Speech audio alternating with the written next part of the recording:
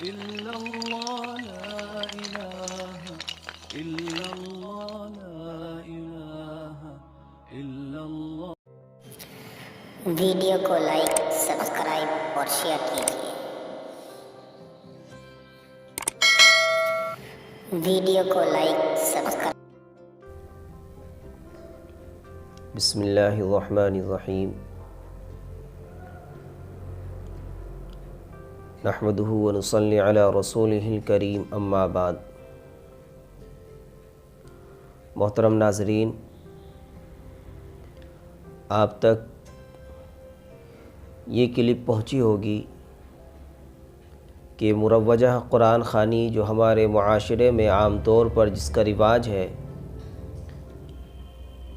ہمارے یہاں جب کسی کا انتقال ہو جاتا ہے تو اس سے اگلے روز ہمارے یہاں قرآن خوانی کا رواج ہے کہ ہم رشتہ داروں کو، بستی کے لوگوں کو، بستی کی عورتوں کو، مدارس کے طلباء کو بلا کر اپنے یہاں قرآن کریم پڑھواتے ہیں، اور اس کے بعد ہمارے یہاں قرآن کریم کے بعد ناشتہ وغیرہ یا کھانا وغیرہ کا انتظام ہوتا ہے۔ آپ کے سامنے یہ بات پیش کی گئی تھی کہ یہ مروجہ قرآن خوانی ناجائز اور بدعت ہے۔ ہم یہ قرآن خوانی اس لیے کرتے ہیں، جیسا کہ لوگوں سے معلوم کرنے پر علم ہوا کہ چونکہ ہمارے یہاں انتقال ہوا ہے تو اس کے ایصال ثواب کے لیے ہم اس قرآن خوانی کے عمل کو کرتے ہیں۔ لیکن علماء فرماتے ہیں کہ یہ مروجہ قرآن خوانی جس کا ہمارے یہاں رواج ہے، ایسی مروجہ قرآن خوانی کا ثواب نہ قرآن کے پڑھنے والوں کو ملتا ہے، اور جس کے لیے قرآن کریم پڑھا جا رہا ہے نہ اس کو اس کا ایصال ثواب پہنچتا ہے۔ یہ مروجہ قرآن خوانی جس انداز پر ہمارے معاشرے میں کی جاتی ہے، یہ بدعت ہے، ناجائز ہے۔ آپ کے سامنے چند دلائل کے طور پر کتابوں کے نام پیش کیے گئے تھے۔ فتاوی دارالعلوم دیوبند، فتاوی محمودیہ، کتاب الفتاوی، فتاوی رحیمیہ، فتاوی قاسمیہ، احسن الفتاوی، یہ وہ کتابیں ہیں کہ جن کے اندر یہ فتوے لکھے ہوئے ہیں کہ مروجہ قرآن خوانی جو ہمارے معاشرے میں کی جاتی ہے ناجائز ہے، بدعت ہے، اس کا ثواب نہ پڑھنے والوں کو ملتا ہے، جس کے لیے ایصال ثواب کیا جا رہا ہے نہ اس کا ثواب ان کو ملتا ہے۔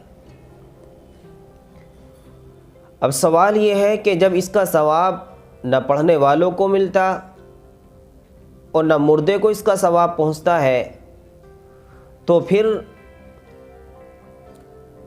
ایصال ثواب پہنچانے کا صحیح طریقہ کیا ہے؟ علماء اپنے بیانات میں،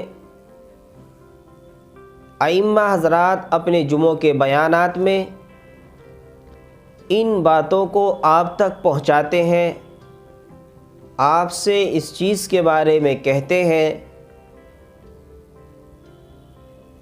یا کسی جنازے میں اگر علماء شریک ہوتے ہیں اور وہاں پر جب قرآن خوانی کا اعلان ہوتا ہے جو ایک بدعت ہے، جس اعلان کے کرنے کی شریعت میں کوئی اجازت نہیں ہے، تو وہ علماء آپ کو اس چیز سے روکتے ہیں، آپ کو بتاتے ہیں، آپ کو سمجھاتے ہیں کہ یہ اعلان درست نہیں ہے، اور جس قرآن خوانی کا آپ اعلان کر رہے ہیں یہ ناجائز ہے، بدعت ہے، اس طریقے کے اعلان کی شریعت میں کوئی اجازت نہیں ہے۔ لیکن ہم وہاں پر ان کی بات کو انسنی کر دیتے ہیں، اور ہم سوچتے بھی نہیں کہ ہم اپنے ان علماء سے معلوم کریں کہ آخر ایصال ثواب کا صحیح طریقہ کیا ہے۔ نہ ہمیں اس کی فکر ہوتی، نہ ہم اس کے بارے میں سوچتے، نہ ہم اس کے بارے میں غور و فکر کرتے کہ آخر علماء اس چیز کو منع فرماتے ہیں، آخر اس کی وجہ کیا ہے؟ تو آپ کو علماء بتلائیں گے کہ یہ قرآن کریم جس انداز میں، جس طریقے سے ہمارے یہاں پڑھا جاتا ہے کہ قرآن کریم پڑھنے کے بعد جو کھانے اور پینے کا اور شیرینی تقسیم کرنے کا اہتمام کیا جاتا ہے، اس وجہ سے علماء نے لکھا کہ اس طریقے کی قرآن خوانی ناجائز اور بدعت ہے۔ آپ قرآن کریم پڑھیں، قرآن کریم کی تلاوت کریں، لیکن یہ نہیں کہ اس کے بعد ناشتوں کا اہتمام کیا جائے۔ خاص طور پر بھائی انتقال ہوا ہے، غم کا ماحول ہے اور آپ جشن کا ماحول بنا رہے ہیں۔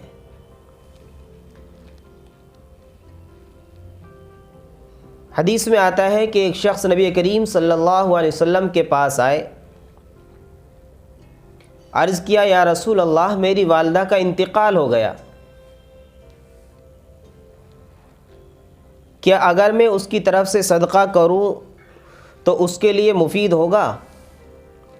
فرمایا ضرور۔ اس نے عرض کیا کہ میرے پاس باغ ہے، میں آپ کو گواہ بناتا ہوں کہ میں نے وہ باغ والدہ کی طرف سے صدقہ کر دیا۔ یہ ہے ایصال ثواب۔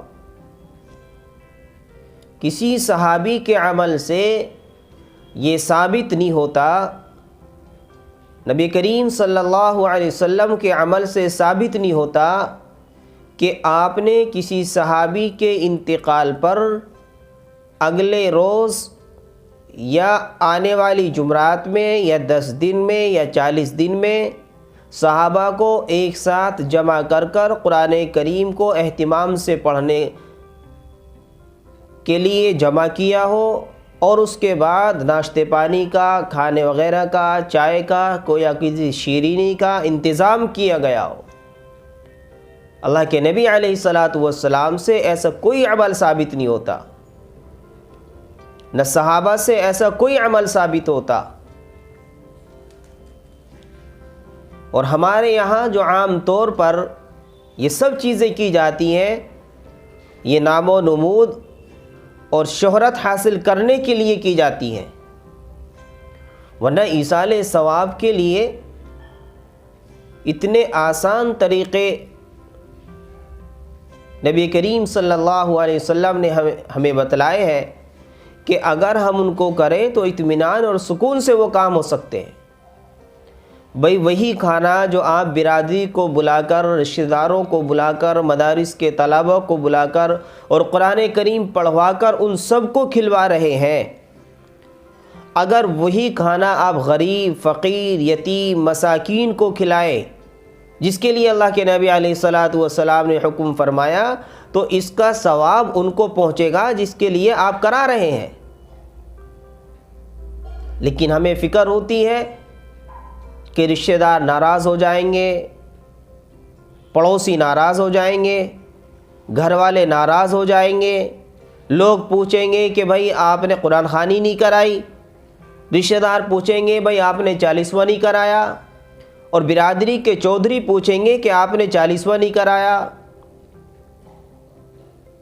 چونکہ ان برادری کے چودھریوں کو اس کا علم ہی نہیں ہے، انہیں فکر اس چیز کی ہے کہ اگر یہ 40واں نہ ہوا تو پھر ہماری ایک دعوت ماری جائے گی۔ ان رشتہ داروں کو یہ علم نہیں ہے کہ یہ غریب، فقیر، یتیم، مساکین کا حق ہے جو وہ لوگ اپنے پیٹ کے اندر بھر رہے ہیں۔ علماء اگر اس چیز کو منع کرتے ہیں، اس چیز پر روک ٹوک کرتے ہیں، ہماری زبانیں کھلتی ہیں کہ یہ آج نئے نئے علماء نئے نئے مسائل لے کر کہاں سے آ گئے۔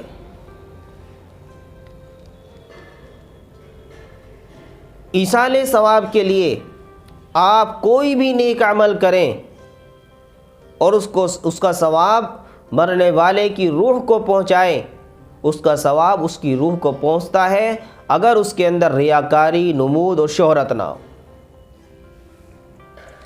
اب ذہن میں یہ بات آئے گی کہ جب ہر نیک عمل کا ثواب میت کو پہنچے گا تو قرآن کریم کا پڑھنا بھی تو ثواب ہے، یہ بھی تو نیک عمل ہے۔ یہ نیک عمل تو ہے لیکن ہم نے اس نیک عمل کے اندر ریا، نمود اور شہرت کو داخل کر لیا. ہم نے اس نیک عمل کے اندر کھانے اور پینے اور ناشتے وغیرہ کو شامل کر لیا، جس کی بنا پر یہ نیک عمل اب نیک عمل نہیں رہا بلکہ یہ برا عمل ہو گیا. اب یہ نیک عمل رحمت نہیں رہا بلکہ یہ زحمت ہو گیا، پڑھنے والوں کے لیے بھی، جس کے لیے پڑھا جا رہا ہے ان لوگوں کے لیے بھی. بھئی جس کے گھر میں انتقال ہوتا ہے سب سے زیادہ حق ان کا بنتا ہے کہ وہ اپنے مردے کو کچھ بھی پڑھ کر ایصال ثواب پہنچائے. لیکن دیکھنے میں یہ آتا ہے کہ رشتہ دار جمع ہو جاتے ہیں، محلے کے لوگ جمع ہو جاتے ہیں، پڑوسی جمع ہو جاتے ہیں، مدارس کے طلبہ بھی جمع ہو جاتے ہیں. یہ سب لوگ قرآن کریم کے پڑھنے میں مشغول ہیں، اور مرنے والا جو مرا ہے اس کے گھر والے جو ہیں ان پر چونکہ زیادہ ذمہ داری تھی، وہ ناشتے کے انتظام میں مشغول ہیں. آپ کو مرنے والے سے محبت کیسی رہی کہ آپ اپنے مرنے والے کے لیے قرآن کریم کی ایک آیت پڑھ کر بھی اسے ثواب نہیں پہنچا سکتے؟ آپ اس کے لیے کیا کر رہے ہیں؟ آپ تو ان کی ضیافت کا انتظام کر رہے ہیں جو آپ کے یہاں مہمان جمع ہوئے. آپ اس مرنے والے کا غم منا رہے ہیں یا اس مرنے والے کی خوشی منا رہے ہیں؟ بھئی مہمانوں کو جمع کیا جاتا ہے، کھانے کا انتظام کیا جاتا ہے، ناشتے کا انتظام کیا جاتا ہے، خوشی کے موقع پر کیا جاتا ہے یا غم کے ماحول میں کیا جاتا ہے؟ اور اگر آپ کو خرچ کرنے کا اتنا ہی شوق ہے تو پھر وہ خرچ کیجئے نا جو آقا علیہ الصلاۃ والسلام نے ارشاد فرمایا کہ آپ اس کے لیے کوئی صدقہ جاریہ کیجئے. جس پیسے کو آپ کھانے میں استعمال کر رہے ہیں، رشتہ داروں کو کھلانے میں، پڑوسیوں کو بلا کر کھلانے میں، آپ اس پیسے کو کسی دینی کام میں لگائیے، کسی فلاحی کام میں لگوائیے. اور صدقات میں سب سے افضل صدقہ جس کا ثواب میت کو بخشا جائے صدقہ جاریہ ہے. کسی کے ایصال ثواب کے لیے کسی ضرورت کی جگہ پر کوئی پانی کا انتظام کرا دیا جائے تاکہ نکلنے بڑھنے والے مسافر لوگ جو ہے اس پانی کو استعمال کر سکیں، یا کوئی مسجد بنوا دی جائے، یا کسی مدرسے میں تفسیر، حدیث یا فقہ کی کتابیں وقف کر دی جائیں.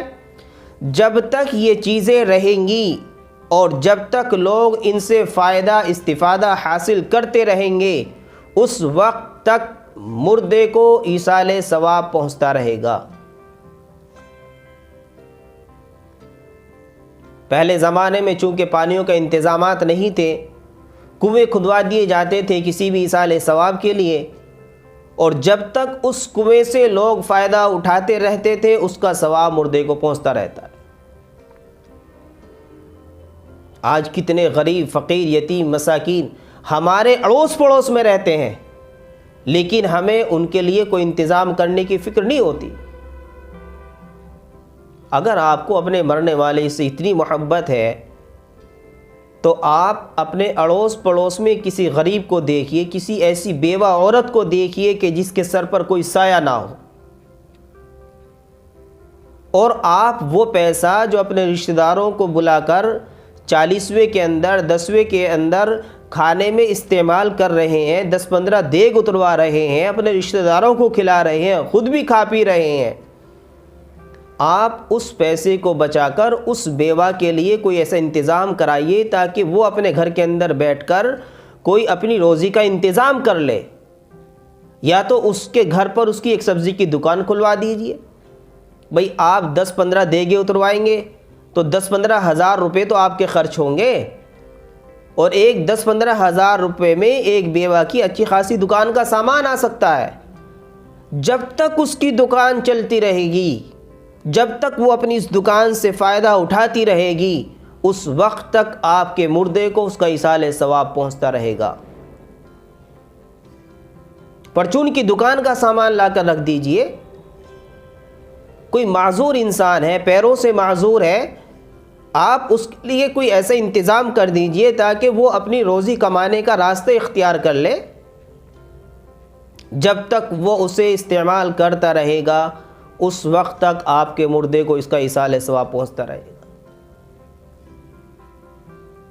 اور آپ 10 اور 40 کے اندر جس کھانے کا انتظام فرماتے ہیں، شریعت میں اس کی بھی اجازت نہیں ہے۔ اتنا حکم ہے کہ آپ کے یہاں تعزیت کے لیے لوگ آ رہے ہیں، دور سے مہمان آئے ہیں، آپ ان کے لیے صرف سادہ کھانے کا انتظام کر سکتے ہیں، عام طور پر جو گھروں میں روز مرہ کا کھانا بنتا ہے، اس میں بھی آپ کو اہتمام کی اجازت نہیں ہے کہ آپ اہتمام کے ساتھ بریانی کا انتظام کریں، قورمے کا انتظام کریں۔ اور آج عام طور پر یہ چیزیں دیکھی جا رہے ہیں، کوئی امام صاحب ہو، مفتی صاحب ہو، عالم صاحب ہو، قاضی صاحب ہو، امیر صاحب ہو، پوری زندگی دین کی دعوت دیتے دیتے گزر گئی، اور ہمارے یہاں انتقال ہوا تو اگلے دن قرآن خوانی کی رسم شروع ہو گئی۔ ارے بھئی کیا ہو رہا ہے؟ آپ تو دعوت دیتے دیتے پوری زندگی گزار دی آپ نے۔ ایک چھوٹی سی رسم، ہمارے ایمان میں اتنی بھی ہمت اور جرأت اور طاقت نہیں رہی کہ ایک چھوٹی سی رسم کو ہم اپنی زندگی سے ختم کر دیں، اپنے گھروں سے ختم کر دیں۔ پھر کیا فائدہ ہمارے دعوت و تبلیغ کا؟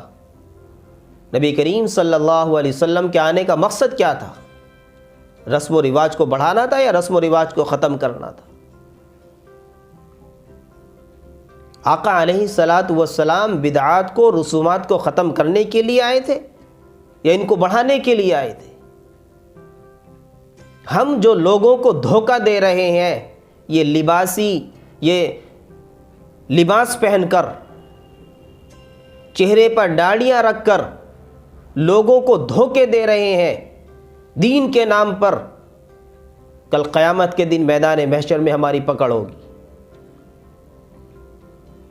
ایسی رسموں کے اندر شریک ہونے والے لوگوں کی بھی پکڑ ہوگی، اور ایسی رسموں کو بڑھاوا دینے والے لوگوں کی بھی پکڑ ہوگی۔ ہم جو منبر رسول پر بیٹھ کر یا فلاحی کاموں میں لگ کر اپنے آپ کو دین کا داعی ظاہر کرتے ہیں کہ ہم دین کے داعی ہیں، کل قیامت کے دن میدان محشر میں اللہ تعالیٰ اس پر پکڑ فرمائیں گے۔ کیا منہ لے کر جائیں گے آقا علیہ الصلاۃ والسلام کے سامنے؟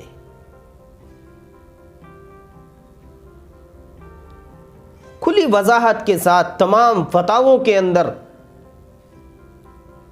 لکھی ہوئی ہے یہ سب باتیں، ایسا نہیں ہے کہ نئی باتیں ہیں۔ آپ قرآن اٹھا کر دیکھیے، احادیث اٹھا کر دیکھیے، دینی کتابیں اٹھا کر دیکھیے، آپ کے قریب کے جو معتبر علماء ہیں ان کے پاس جا کر ان سے پوچھئے کہ مروجہ قرآن خوانی جو ہم کر رہے ہیں شرعی اعتبار سے اس کی کیا حیثیت ہے۔ آپ ان سے معلوم کیجئے کہ پھر ایصال ثواب کے لیے صحیح اور بہتر طریقہ کیا ہے۔ میں سمجھتا ہوں کہ شاید اگر ہم صحیح طریقے سے ایصال ثواب کا کرنے کا جو طریقہ ہے اگر اس کو اپنا لیں تو ہماری بستی کے اندر کوئی بیوہ بھیک مانگنے والی نظر نہیں آئے گی، ہماری بستی کے اندر کوئی معذور شخص اپنے آپ کو کمزور محسوس کرتا ہوا نظر نہیں آئے گا، ہمارے رشتہ داروں میں بھیک مانگنے والے پیدا نہیں ہوں گے، ہمارے قرب و جوار میں کوئی ایسا شخص نظر نہیں آئے گا جو اپنے آپ کو محتاج سمجھے۔ قرآن خوانی کر کر ہم سمجھتے ہیں کہ ہم نے ایصال ثواب مردے کو پہنچا دیا اور بریانی کی دیگ اپنے پیٹ میں اتار لی، اور ہم سمجھ رہے ہیں کہ ہم نے بہت بڑا کام کر دیا۔ یہ جہنم کی آگ ہم اپنے پیٹ کے اندر بھر رہے ہیں۔ یتیم اور فقیر اور مساکین کا حصہ کھانے والے لوگ جہنم کی آگ کو اپنے پیٹ کے اندر بھر رہے ہیں۔ یہ میں نہیں کہتا، قرآن کریم کہتا ہے، قرآن پڑھ کر دیکھیے، علماء سے پوچھئے کہ یتیم فقیر مساکین کا حق کھانے والے لوگ جہنم کا گڑھا اپنے پیٹ کے اندر تیار کر رہے ہیں، اور خوش ہو رہے ہیں کہ 40ویں کی دعوت کھا کر، خوش ہو رہے ہیں اگلے روز مرنے کے بعد بریانی اور قورمے کھا کر۔ سنبھلنے کی ضرورت ہے، سمجھنے کی ضرورت ہے، وقت ہے ابھی۔ آج الحمدللہ جگہ جگہ پر علماء موجود ہیں، آج تو ترقی کا دور ہے، تعلیم یافتہ دور ہے، اور تعلیم یافتہ دور کے اندر رسم و رواج کا اتنا بڑھ جانا، پھر یہ تعلیم یافتہ نہیں، یہ جاہل، پڑھے لکھے جاہل ہیں، یہ گدھے ہیں، پڑھے لکھے گدھے ہیں یہ کہ جن کے اوپر کتابوں کا بوجھ ہے اور انہیں پتہ ہی نہیں کہ ہمارے اوپر کتنا بہترین ذخیرہ رکھا ہوا ہے. انہیں علم نہیں ہے اس چیز کا. صبح سے لے کر شام تک مدارس کے اندر بیٹھ کر قرآن کریم کی تعلیم دی اور شام کو کسی کے گھر جا کر مردار کا کھانا کھا رہے ہیں.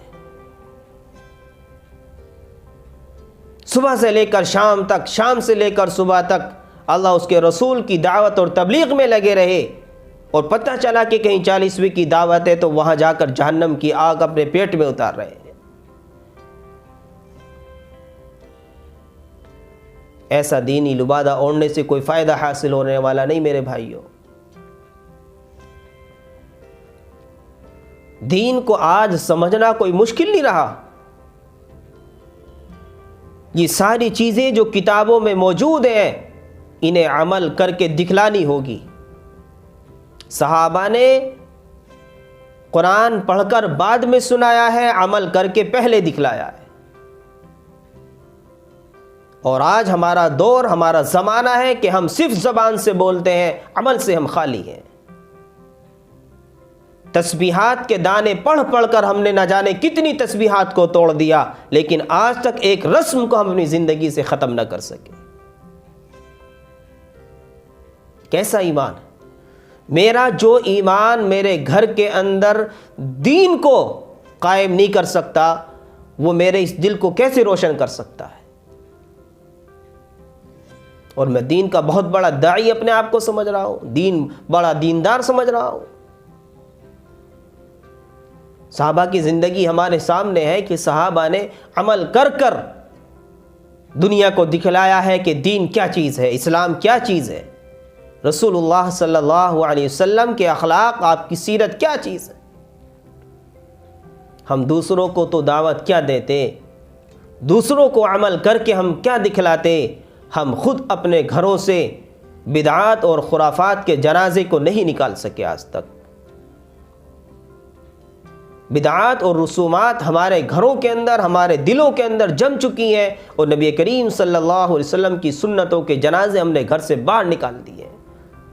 ہمارے گھر کے بچوں کو نہیں پتا کہ سنت کیا چیز ہوتی ہے، نبی کا طریقہ کیا چیز ہے، نبی کی سیرت کیا چیز ہے. ہر بچے سے پوچھ لو قرآن خوانی کے بارے میں، سب بتا دیں گے قرآن خوانی کیا چیز ہے. بھئی قرآن خوانی ہو رہی ہے، بیٹا کیا ہو رہا ہے؟ قرآن خوانی کیوں ہو رہی ہے؟ جی میرے ابا کا انتقال ہو گیا تھا، ہم قرآن خوانی کر رہے ہیں، ایصال ثواب پہنچا رہے ہیں. سب بیکار کی باتیں، کوئی فائدہ حاصل ہونے والا نہیں ان سے. جائیے اپنے معتبر علماء سے معلوم کیجئے، معتبر علماء سے تحقیق کیجئے ان باتوں کے بارے میں. مدارس کے طلبہ کی زندگی خراب مت کیجئے. یہ مدارس کے طلبہ، یہ معصوم، یہ مہمان رسول ہیں. کل قیامت کے دن میدان محشر میں آپ کا گریبان ان کے ہاتھوں میں ہوگا.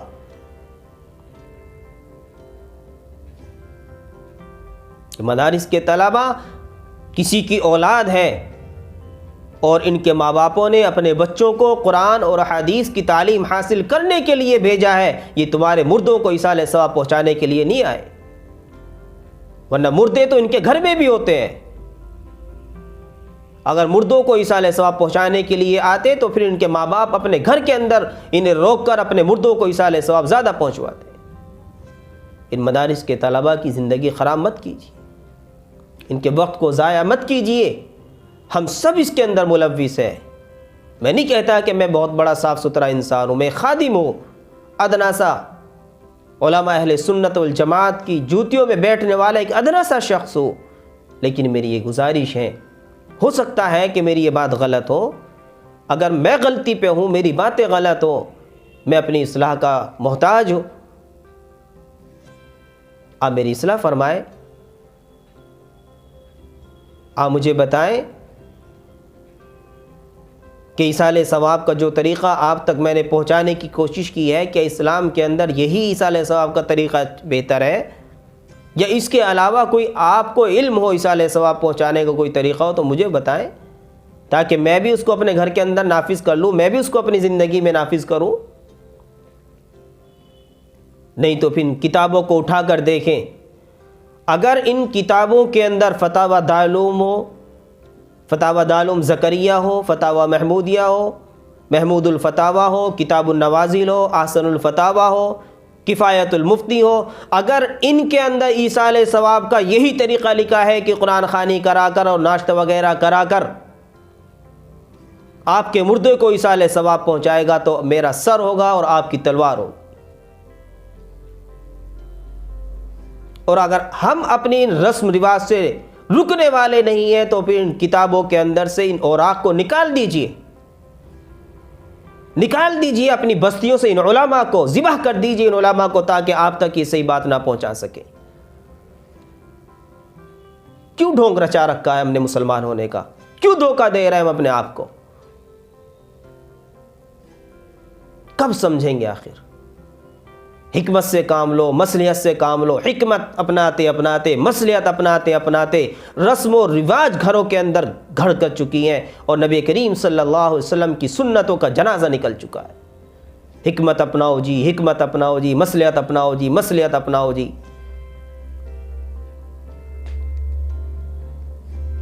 میرے بھائیوں، عزیز دوستو، پیارے بزرگوں، سمجھو دین کو آخر دین ہے کیا؟ ارے جس ملک میں رہ رہے ہیں اس ملک میں اسلام نافذ نہیں کر سکتے، لیکن ہمیں اپنی زندگی میں اسلام نافذ کرنے سے کس نے روکا ہے؟ اپنے آپ کو مسلمان بنانے سے کس نے روکا ہے؟ اپنے چہرے پر نبی کی سنت سجانے سے کس نے روکا ہے؟ اپنے جسم پر اسلامی لباس پہننے سے کس نے روکا ہے؟ اپنے گھروں میں پردہ کرانے سے کس نے روکا ہے؟ اپنے گھروں سے گانے اور بجانے کی منحوس چیزوں کو نکالنے پر کس نے روکا ہے؟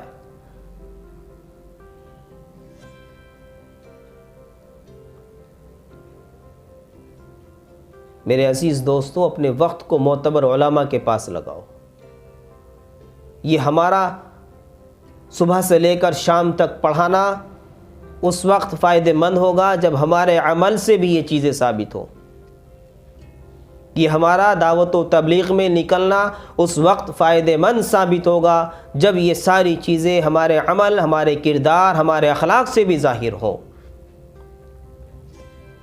ہم اپنی فکروں کے اندر ان چیزوں کی بھی فکر لیں، ہر مسجد کے حلقے کے اندر، ہر مدرسے کے حلقے کے اندر، کہ ہماری بستی کے اندر اگر کہیں قرآن خوانی کی کہ منحوس رسم ہو رہی ہو تو پھر ہم اس کا مشورہ کریں کہ ہم ان کو سمجھائیں گے، ان کو بتائیں گے کہ دین کیا چیز ہے۔ لیکن سمجھائیں گے کیسے؟ ہم تو خود اگلے روز وہاں محفل میں شریک ہوئے نظر آتے ہیں۔ ہم اپنے مشوروں کے اندر اس چیز کو لازم کریں، اپنی غور و فکر کے اندر ان باتوں کو شامل کریں کہ جو رسم و رواج ہماری بستی کے اندر پھیلی ہوئی ہے، ارے کون کہتا ہے ہم سے کہ پورے ملک کی فکر کریں؟ ہم صرف اپنی مسجد کے حلقے کو دیکھیں، اپنی بستی کے اطراف کو دیکھیں، ہماری بستی میں ہونے والی جتنی رسم اور رواج ہیں، ہم انشاءاللہ ان کے بارے میں غور و فکر کریں گے، ان کے بارے میں مشورے کریں گے، ان کے بارے میں لوگوں کو جوڑیں گے، ان کے بارے میں لوگوں کو سمجھائیں گے، اپنے معتبر علماء کو بلا کر ان سے اس کے بارے میں پوچھیں گے، ان لوگوں کو اس چیز کے بارے میں صحیح رہنمائی اپنے علماء سے کرانے کی کوشش کریں گے۔ اگر کسی کے یہاں کوئی انتقال ہوتا ہے اس کو ایصال ثواب کا صحیح طریقہ بتائیں گے، اور اپنی نگاہوں میں اس چیز کو بھی رکھیں کہ ہماری بستی کے اندر کتنی بیوہ عورتیں ہیں، کتنے کمزور بچے ہیں، کتنے لاچار انسان ہیں، کتنے محتاج انسان ہیں کہ جنہیں ضرورت ہے آپ کے پیسوں کی، آپ کی، کہ آپ ان کی مدد کریں۔ اگر کسی کا یہاں انتقال ہوتا ہے انہیں بتائیں، دیکھو فلاں شخص ضرورت مند ہے، آپ اس پیسے سے، جو پیسہ آپ کھانے پینے میں استعمال کریں گے، دوسرے لوگوں کو، رشتہ داروں کو بلا کر کھلائیں گے، اس پیسے سے آپ اس کی مدد کیجئے، اس کے لیے کسی دکان کا انتظام کرائیے، کوئی سبزی کی دکان کھلوا دیجئے، کوئی پرچون کی دکان کھلوا دیجئے، سردی کا موسم ہے تو سردی کے کپڑوں کا انتظام کرا دیجئے۔ جب تک وہ کپڑے پہنتا رہے گا اس کا ثواب آپ کے مردے کو پہنچتا رہے گا، جب تک اس کی دکان، اپنی دکان سے وہ فائدہ اٹھاتا رہے گا آپ کے مردے کو اس کا ثواب پہنچتا رہے گا۔ جب تک وہ محتاج انسان آپ کے اس پیسے سے نفع اٹھاتا رہے گا اس کا ثواب آپ کے مردے کو پہنچتا رہے گا۔ قرآن خوانی کرنے سے، مروجہ قرآن خوانی جو رسم، جو بدعت، یہ محض رسم جو ہمارے معاشرے میں پھیلی ہوئی ہے، اس کا ثواب کسی کو ملنے والا نہیں ہے سوائے وقت کے ضائع کرنے سے، اور اس میں ہم کچھ نہیں کر رہے ہیں۔ میرے عزیز دوستو، یہ سمجھنے کی ضرورت ہے۔ اگر آپ مان نہیں سکتے تو کتابیں اٹھا کر پڑھ تو سکتے ہیں، اور آج تو سب سے بڑا مفتی اعظم مفتی گوگل، میں تو مفتی گوگل کہتا ہوں اس کو، مفتی گوگل آج آپ کے ہاتھوں میں موجود ہے۔ آپ اس پر لکھیے کہ مروجہ قرآن خوانی کی شرعی حیثیت کیا ہے، وہ آپ کو بتلاتا ہوا نظر آئے گا کہ مروجہ قرآن خوانی ناجائز ہے، بدعت ہے، یہ رسم ہے، اور شریعت کے اندر اس کا جو ہے کوئی مقام نہیں ہے، شریعت میں اس کی کوئی حیثیت نہیں ہے۔ اور اس کے بعد آپ اس میں لکھیے کہ پھر ہم اپنے مردوں کو ایصال ثواب کیسے کریں، ایصال ثواب کرنے کا صحیح طریقہ کیا ہے، وہ آپ کو بتلائے گا کہ کسی ضرورت مند کی ضرورت کو پورا کر دیجئے، کسی بیوہ، فقیر، یتیم، مسکین کو کھانا کھلا دیجئے، اس کی ضرورت کے لیے انتظام کر دیجئے، کوئی کنواں کھدوا دیجئے، کہیں پانی کا انتظام کرا دیجئے، کہیں دینی مدارس کے اندر، مساجد کے اندر مدارس کی تعمیر کرا دیجئے، مدارس کے اندر مدارس کا کوئی کام کرا دیجئے تعمیری کام، یا وہاں پر کتابیں رکھوا دیجئے، یا وہاں پر قرآن کریم رکھوا دیجئے، کوئی ضرورت مند ہے اسے قرآن کریم دے دیجئے۔ جب تک وہ ان سے فائدہ اٹھاتے رہیں گے آپ کے مردے کو اس کا ثواب پہنچتا رہے گا۔ مجھے نہیں پتا آپ میری اس بات کو کہاں تک سنیں گے، کتنا سنیں گے، آپ اس بات کو دوسروں تک پہنچانے کی بھی کوشش کریں گے، نہیں کریں گے، لیکن میری ذمہ داری ہے، میرے ذہن میں یہ بات تھی کہ میں آپ تک یہ بات پہنچانے کی کوشش کروں۔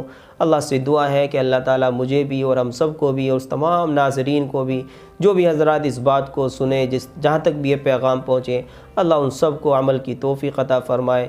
وما توفیق